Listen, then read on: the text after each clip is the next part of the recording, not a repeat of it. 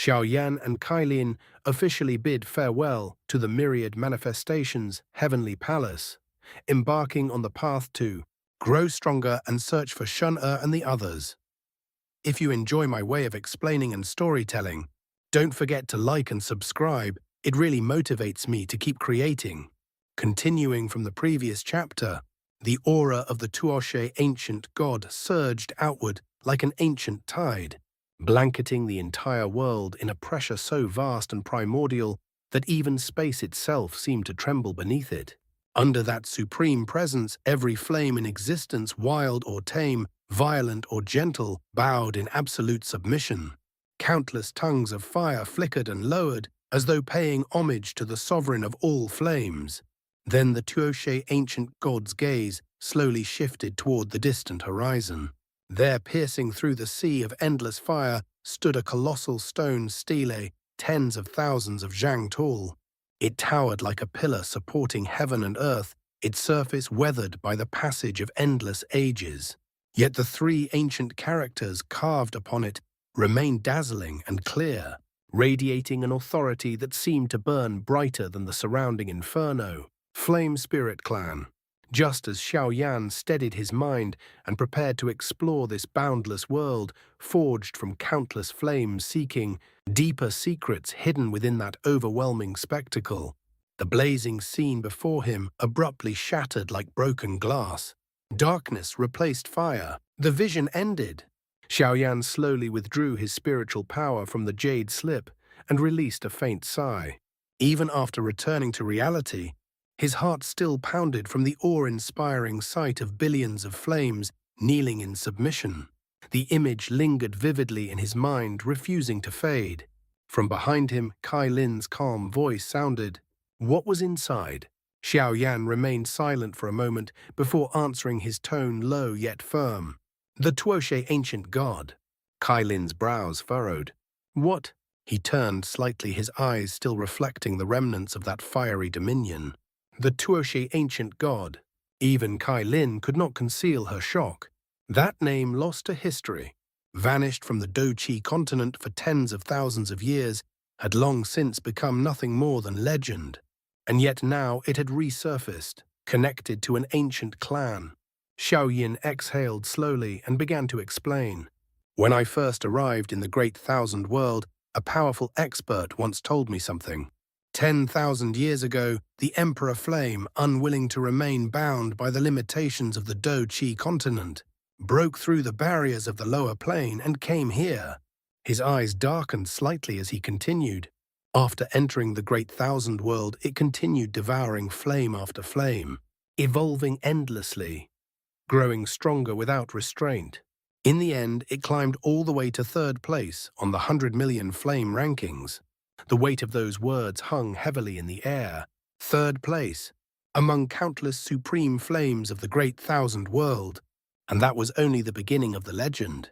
In the end, it was subdued by the superclan known as the Flame Spirit Clan. Xiaoyan's voice was calm, but beneath that calmness lay a deep, burning resolve. After listening quietly, Kailin looked at him and asked softly, "You intend to go to the Flame Spirit Clan?" "I will," Xiaoyan replied without hesitation. His answer was simple, yet unwavering. "But a place like that," he continued after a brief pause, "is not somewhere my current strength can challenge. The Flame Spirit Clan, a superclan capable of subduing the Emperor Flame, ranked third on the 100 million flame rankings. Even imagining such a force was enough to make one feel insignificant. So Xiaoyan said, his gaze sharpening, "I will continue to grow stronger." There was no frustration in his tone, only determination. However, his expression gradually softened. "I still don't know where Xun-Er and the others are." At that thought, a trace of heaviness flickered through his eyes. When he first stepped into the Great Thousand World, there had been 4 people by his side. Now, after everything that had happened, he had only found Kailin. The Great Thousand World was vast beyond measure, continents, layered upon continents, countless forces rising and falling like stars in the night sky. Finding someone here was no easier than searching for a single ember in an endless sea of flames. Yet, as long as they were alive, as long as they were safe, No matter how vast this world was, he would find them. Kai Lin stepped closer and gently placed a hand on his shoulder. She did not say much, but the quiet reassurance in her presence spoke louder than words. After a brief silence, Xiaoyan seemed to remember something. Before Senior Wu Wanlong left, he said he gave me another jade slip. He said he knew the Western Heaven Palace would never be able to restrain someone like me, but he hoped I would, at least, keep the title of elder there. A faint smile curved on his lips. I arranged one for you as well. Kai Lin shot him a sidelong glance, her red lips lifting slightly. When do we leave? Xiao Yan looked at her and asked, Shouldn't we wait until your emperor body fully recovers? She shook her head calmly. There's no need. Even if my strength hasn't completely returned, protecting myself won't be an issue. Her tone carried absolute confidence. Hearing that, Xiao Yan gave a small nod. He rose to his feet. The time had come. Time to leave this place behind. Time to step once more into the unpredictable tides of the great thousand world. Without another word, he reached out and firmly clasped Kai Lin's hand. Spiritual power surged around them. With a single step forward, their figures turned into streaks of light, tearing through the sky as they flew toward the distant Myriad manifestations' heavenly palace, toward a new journey, toward greater power, and toward the answers waiting somewhere in this boundless world. After arriving at the Myriad manifestations' heavenly palace, Xiao Yan once again met Xianxia. The two spoke for more than 10 minutes. Their conversation was calm, yet beneath it lay unspoken understanding of parting of journeys, of the uncertain road ahead. When the final words were exchanged, Xiao Yan cupped his fists lightly, signaling that it was time to leave. Outside the Grand Palace, on a massive white plaza that seemed to stretch endlessly beneath the sky, a teleportation array had already been constructed. Ancient runes shimmered across its surface, forming intricate patterns that pulsed with powerful spiritual energy. The surrounding space faintly distorted from the energy it contained. Xiaoyan and Kai Lin stood before the array. Not far away, Xianxia watched them quietly.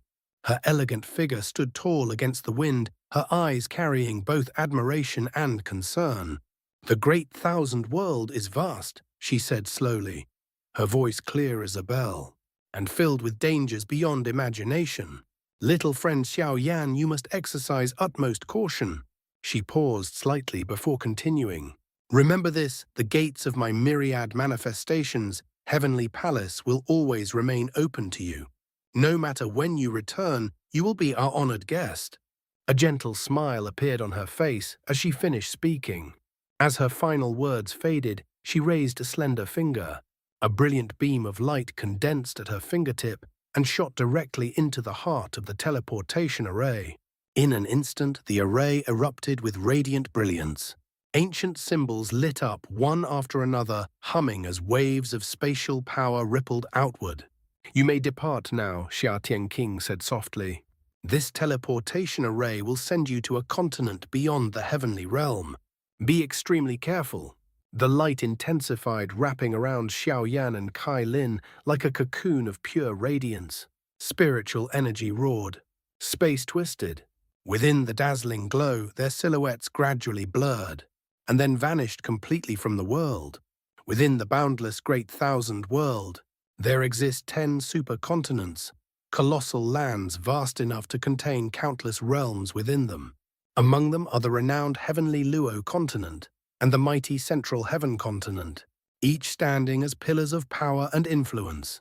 However, according to ancient legend in primordial times, the landscape of the Great Thousand World was vastly different from what it is today.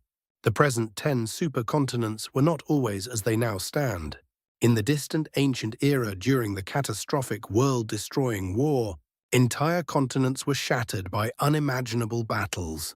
Under the devastation of supreme beings and the invasion of the extraterrestrial evil race, once unified lands were broken apart, reduced to countless scattered fragments drifting across the vast world.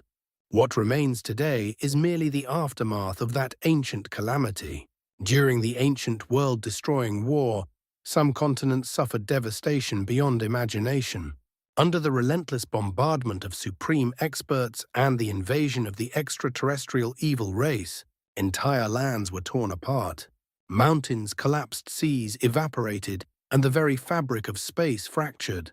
In the end, what had once been vast, unified continents were shattered into countless drifting fragments scattered across the great thousand world like broken stars. Among these fallen lands, the most renowned was the relic continent. Located in the northwest region of the Great Thousand World, the relic continent was once a symbol of glory and dominance. Legend holds that in the ancient era, its sheer vastness ranked second only to the greatest continent of that time. Countless powerful forces rose and flourished there. Ancient sects, supreme clans, hidden families each carved out their own territory. Among the peak powers, there were even factions guarded by heaven's supreme experts, beings capable of overturning heaven and earth with a single thought. Yet for all its strength, the relic continent possessed one fatal flaw: division. Though powerful, its forces rarely stood united. Rivalries ran deep. Pride overshadowed cooperation. Alliances were fragile and often shattered by ambition. And when the world-destroying war erupted once more, that weakness proved catastrophic. The relic continent became one of the primary targets of the extraterrestrial evil race. Without unity, its defenses crumbled. Battle after battle consumed its lands. Ancient inheritances vanished. Supreme experts fell. In the end, more than 90% of its forces were annihilated, leaving behind only ruins and fragmented territories, a shadow of its former glory. At this moment, on an outer fragment continent located in the southern region of the relic continent, a piercing sound suddenly tore through the sky. The air trembled violently as 6 or 7 figures streaked across the heavens at extreme speed, their silhouettes cutting through the clouds like arrows released from a drawn bow. There were 7 of them. 2 middle-aged men led the group, both radiating the powerful aura of 6th-grade supreme experts. Their expressions were grim, their spiritual power surging to its limits. Behind them followed 3 young men, their cultivation fluctuating between 2nd-grade supreme and 3rd-grade supreme. Though younger, their faces were tense with urgency. Among them was also a woman, her aura at the level of a 1st-grade supreme, her brows tightly furrowed. And at the very rear, a young girl no more than 16 or 17 years old. Despite her youth, there was something extraordinary about her presence. Though at this moment her face was pale with anxiety, the 7 pushed their speed to the absolute limit, spiritual power roaring around them as they fled toward the distant horizon. They were not traveling. They were escaping. Suddenly, a hearty laugh rolled across the sky like thunder echoing from every direction at once. The sound was loud, confident, and chilling. The hearts of the 7 tightened instantly. "Ha ha! Did you truly believe you could escape the sight of my profound spirit hall?" The laughter carried a biting coldness, as if the speaker were toying with prey already trapped in his palm. The 7 figures abruptly halted mid-air, spiritual power surging around them as they scanned their surroundings with wary eyes. Then, the space ahead of them began to twist violently. Layers of air distorted, as though an invisible hand were wringing the heavens themselves. From within the warped space, a purple-robed elder slowly stepped forward. His movements were unhurried, calm, as though he had already decided their fate. The moment he appeared, a terrifying aura spread outward from his body like an expanding tide. The surrounding 1,000-li space instantly solidified, freezing like invisible ice. Even the wind stopped flowing. Controlling space, one of the middle-aged men felt his scalp go numb. An 8th-grade supreme. Despair flashed across their faces. "We'll hold him back, you escape." "Scatter." Escape separately. The 2 middle-aged men exchanged a single glance. In that brief moment, a silent understanding passed between them. Without hesitation, they roared and charged forward, their 6th-grade supreme auras erupting in full force as they rushed toward the purple-robed elder. Behind them, the remaining 5 clenched their teeth, eyes reddened. They turned and fled in another direction at full speed. They knew the truth. The 2 men were not fighting to win. They were buying time. buying a sliver of survival with their lives. If they hesitated for even a breath, none of them would leave this place alive. However, just as the five accelerated desperately forward, a thin crack suddenly appeared in the space ahead. It widened slowly, like a mouth opening to swallow them whole.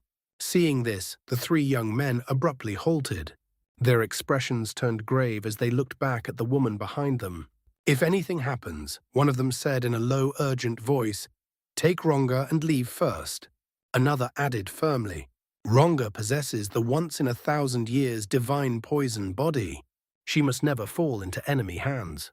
Before their words could fully settle in the air, a figure stepped out from the spatial crack. Clad in black robes, his presence was cold and oppressive. His eyes swept over them with cruel amusement. "Venerable Hei Yuan," one of the youths cried out in alarm, his face draining of color. This was Venerable Hei Yuan, the fourth elder of the profound spirit hall, his strength already half a step into the 8th grade supreme realm. The moment he appeared, a powerful aura erupted from within him like a black storm. Space distorted violently. In the blink of an eye, the surrounding void folded inward, forming a prison of twisted dimensions that directly sealed the five within. They were trapped. Immediately after, a massive surge of black spiritual power roared forth like a tidal wave, tearing through the sealed space and crashing toward the five with overwhelming force. The air wailed as the void trembled under the pressure. Venerable Hei Yuan's lips curled into a cold, merciless smile. In the next instant, his figure vanished. He reappeared directly in front of the five, as if teleporting through the frozen space itself. His eyes locked onto the young girl at the center. Without hesitation, he extended his hand. A palm wrapped in dark spiritual power shot forward, aiming to seize her. Despair flickered across the faces of the three youths. But just as his fingers were about to touch the girl, a figure appeared out of nowhere. No warning, no fluctuation, simply there, standing calmly between them. Who? The sudden interference caused Venerable Hei Yuan's expression to change drastically. Instinctively he reacted. Spiritual power exploded from his body, condensing into a violent palm strike that blasted toward the mysterious figure with crushing force. Yet, the dark silhouette did not even retreat. He merely lifted his hand casually. With a simple wave, the terrifying spiritual power palm shattered like fragile glass, dispersing into nothingness. Before Venerable Hei Yuan could even process what had happened, the figure raised a single finger and pointed. There was no dazzling technique, no overwhelming display of energy, just a quiet, understated motion.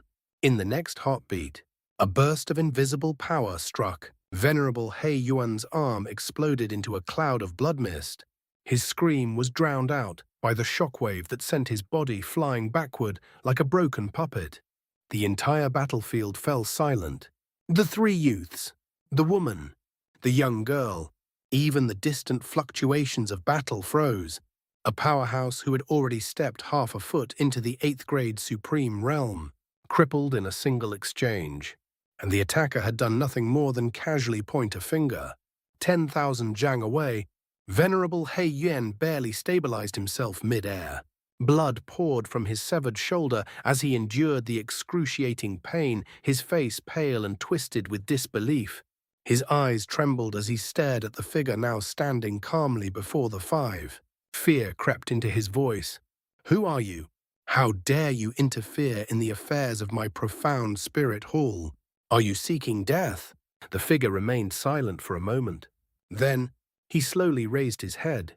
His gaze was calm, unfazed, as steady as an ancient mountain. A composed voice echoed through the frozen sky. "A man from the lower plane." He paused slightly. "Xiao Yan,